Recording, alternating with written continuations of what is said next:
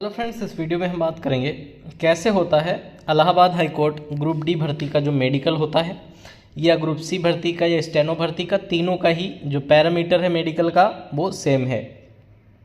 तो कैसे होता है इसका ये तरीका है, जैसे आपको डॉक्यूमेंट वेरिफिकेशन के लिए किसी डिस्ट्रिक्ट में बुलाया गया जिस डिस्ट्रिक्ट में आपका चयन हुआ है।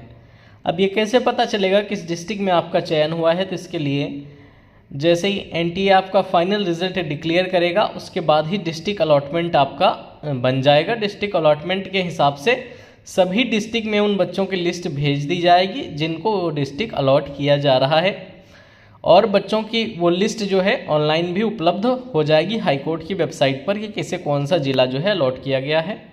वही लिस्ट उस ज़िले में जाएगी और वो जो कमेटी वहाँ पर डॉक्यूमेंट वेरिफिकेशन कर रही होगी वो आपको वहाँ से एक लेटर जारी करके भेजेगी उस अधिकारी का जो आपका नियुक्ति वाली समिति का प्रभारी अधिकारी होगा।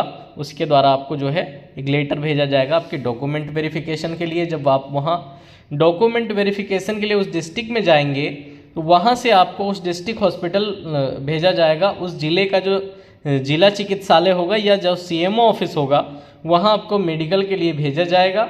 मेडिकल के पैरामीटर्स में एक तो आपका एक्सरे होता है, आपका ईसीजी होता है, ठीक है, एक्सरे होता है, ईसीजी होता है।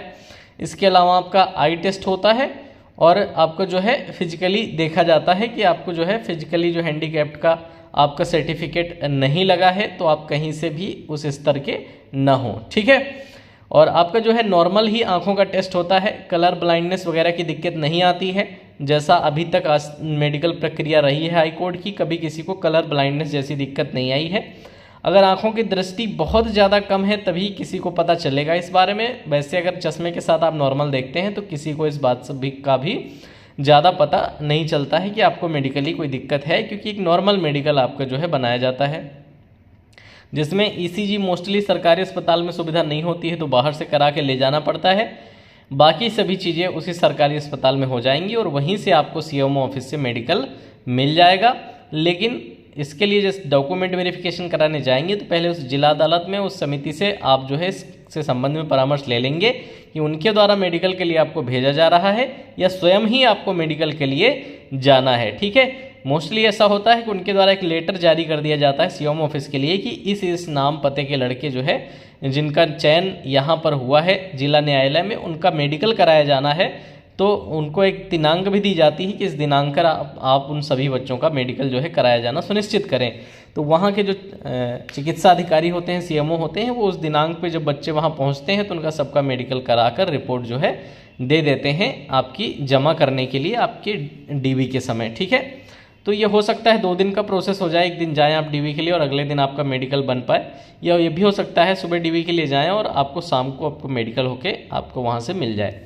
तो ये आपकी मेडिकल की प्रक्रिया होगी। इसके अलावा मेडिकल के अलावा क्या क्या होता है, डीवी के लिए मैंने बता दिया, डीवी के लिए आपको बुलाया जाएगा, आप वहाँ जाएंगे, आपको जो लेटर जो भेजकर बुलाया जाएगा कि डीवी में आना है उस लेटर पे लिखा होगा कि कौन कौन से डॉक्यूमेंट आपको तैयार करने हैं, और जो डॉक्यूमेंट कोई डाउट है नहीं पता है तो इस जो मेरा वीडियो आएगा आपके फाइनल रिजल्ट के बाद आएगा डॉक्यूमेंट वेरिफिकेशन का, वहाँ से भी आपको 1-2 महीने का समय मिल जाता है, तो आप वहाँ से जो है तैयार कर लेना। अभी इसलिए वो डॉक्यूमेंट लिस्ट ना दिखाने की वजह यह है कि अभी अननेसेसरी लोग कमेंट करने लगते हैं कि पहले मेरा सिलेक्शन तो हो जाने दो, उसके बाद बताना डॉक्यूमेंट, उसके बाद बताना मेडिकल, उसके बाद ये करना वो करना। तो मैं इसलिए आपको ब्रीफ नॉलेज देता रहता हूँ लगातार कि कैसे क्या होगा, और जो बच्चे फाइनली सिलेक्ट होंगे उनको डीवी के बारे में पूरी जानकारी, उनके डॉक्यूमेंट लिस्ट सहित दी जाएगी और उनके मेडिकल के बारे में पूरी जानकारी जो है उन्हें दी जाएगी।